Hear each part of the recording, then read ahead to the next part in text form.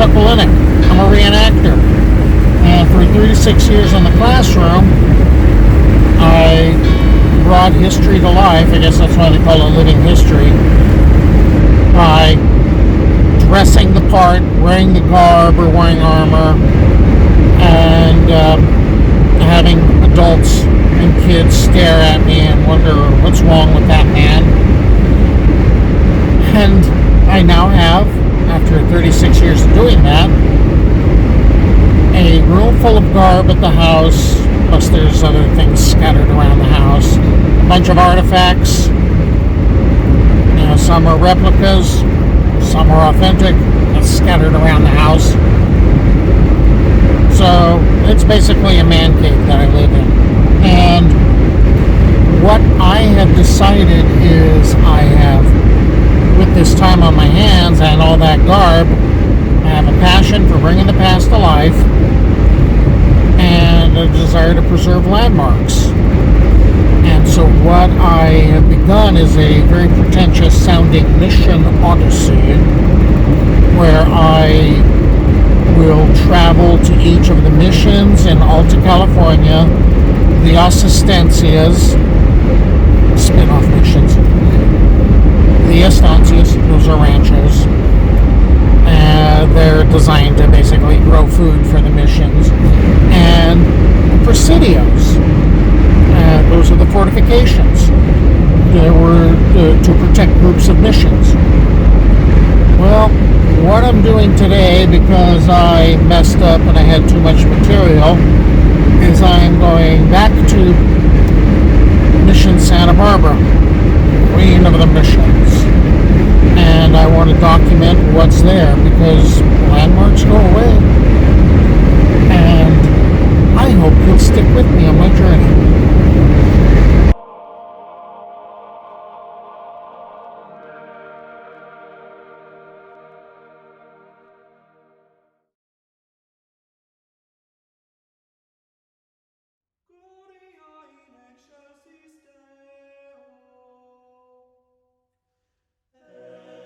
There was much more to Mission Santa Bárbara and the other missions than converting the native Californians to Catholicism, to Christianity.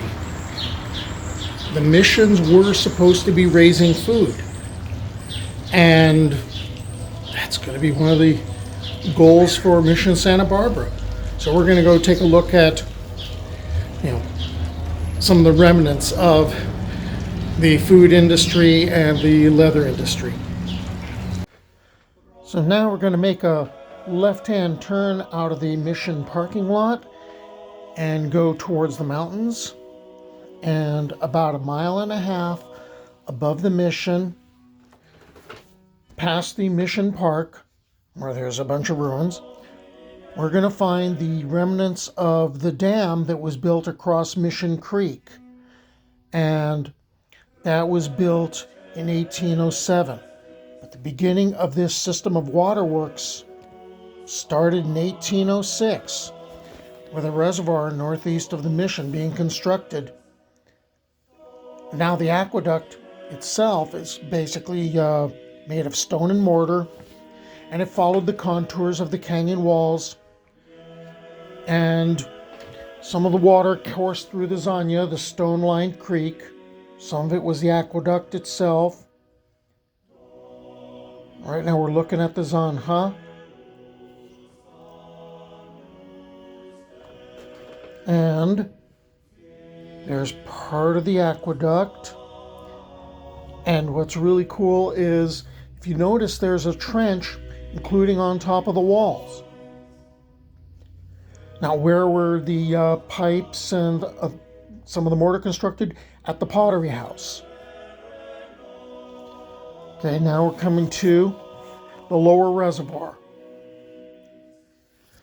And this took water from the grist mill, which was above, because grinding grain the old-fashioned way isn't going to work. So they needed a grist mill that was powered by water. And I don't know how up to date this one was. Okay, above this, we're going to be seeing the upper reservoir, I guess hence upper, and that's where some of the water would flow first and then go into the grist mill, and then the water would flow into the lower reservoir.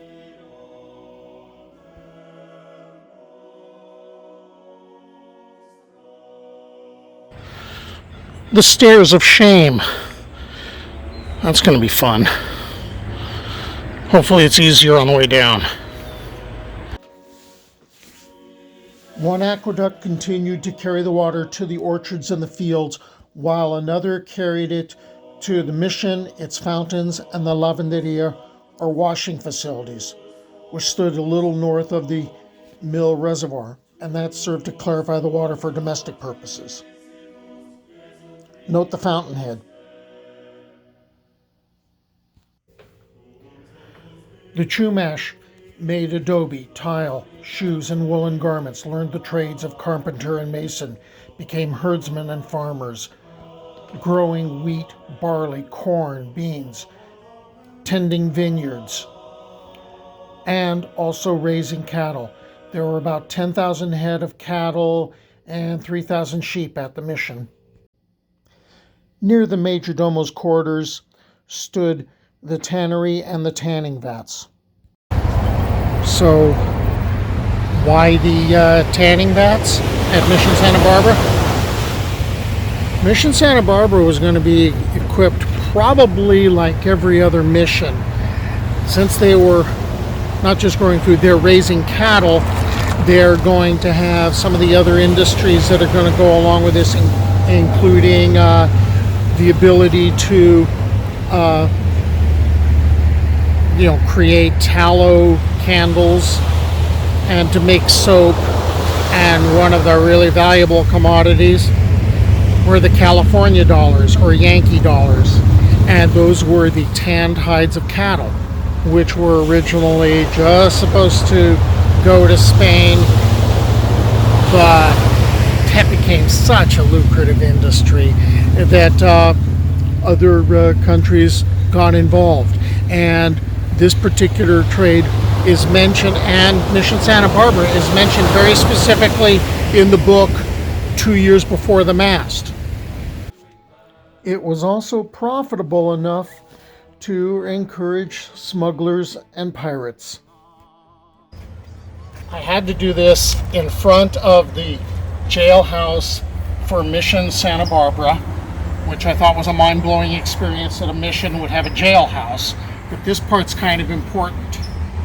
California had one very notorious pirate named Hippolyte Bouchard. Hippolyte Bouchard, who was sailing for Argentina, and he viewed himself as a privateer, although his letters from the Argentine government had already expired. And he ended up attacking Alta California with a fleet of 2 ships, one of which he acquired in the Sandwich Islands, and he had a crew of, between the 2 ships, of 340. He had something like 52 cannon, so he was much better armed than any Presidio. And he ended up attacking the Presidio at Monterey.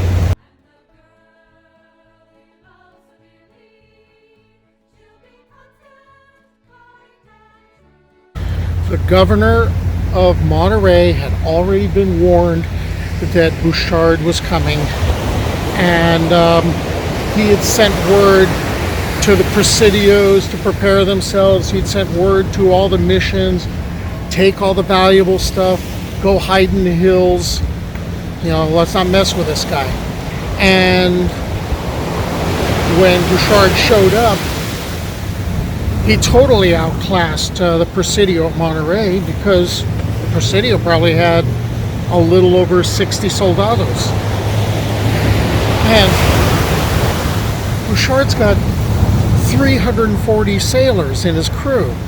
He's got 52 cannon.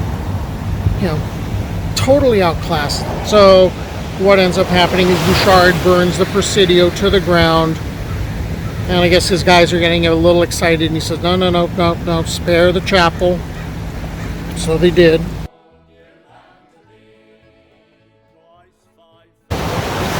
He also told them to spare the mission of San Carlos.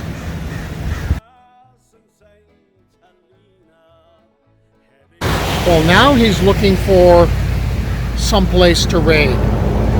Someplace to also really resupply. That's kind of the issue.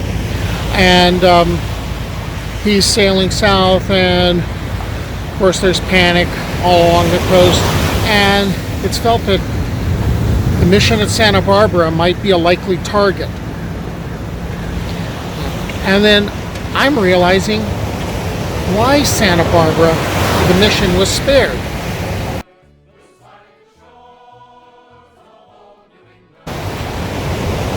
The mission at Santa Bárbara was spared probably because between 1815 and 1820, the mission was being rebuilt after that 1812 earthquake. So maybe a lot of the valuables were already put away. Besides, the mission was only a mile and a half away from the Presidio.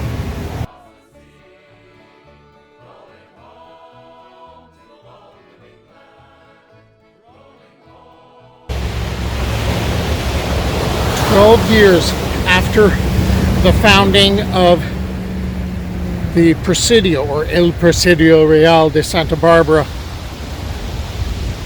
Ortega is going to be given a reward for his 40 years of service to Spain. He'll be given the Rancho Nuestra Señora del Refugio, which was the only Spanish land grant given in that particular area. By the way, he doesn't actually own it because the land was supposed to belong to the Chumash. He was simply going to be leasing it, but he didn't have to pay for a lease, which was a pretty good deal for him.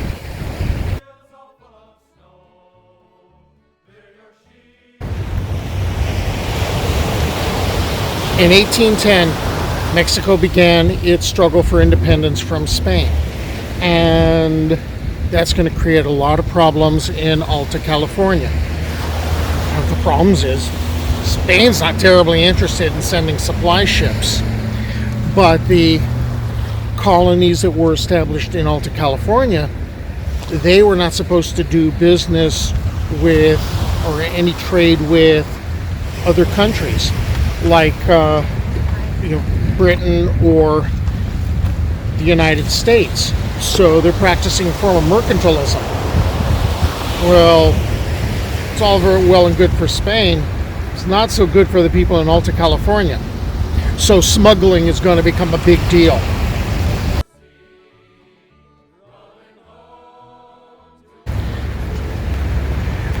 And one of the areas for smuggling is going to be Rancho Nuestra Señora del Refugio.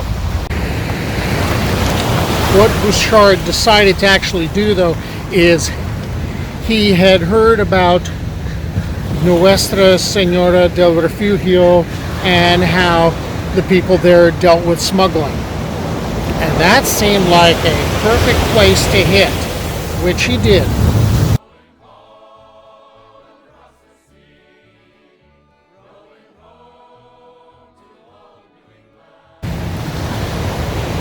The thing is, the soldados also figured out where Bouchard was going to go. So when they ended up around Refugio, what they ended up doing is they totally confused the pirates. They did things like ride behind bushes and trees. The soldados would change clothing, they'd change horses, they'd ride back, going in the other direction, and they just kept doing this, sleight of hand thing, and that had the pirates pretty well cowed. I mean, they did end up burning the rancho, or the buildings, and looting them, but they really didn't want to tangle with what seemed to be an overwhelmingly large force. 3 of his men were captured by the soldiers from the Presidio, and they were taken, most likely, here to this place, which you can see is now really the most comfortable building, but I guess it's not supposed to be. And here we are inside the jailhouse for Mission Santa Bárbara. It's interesting to think that a mission or a church would have a jail.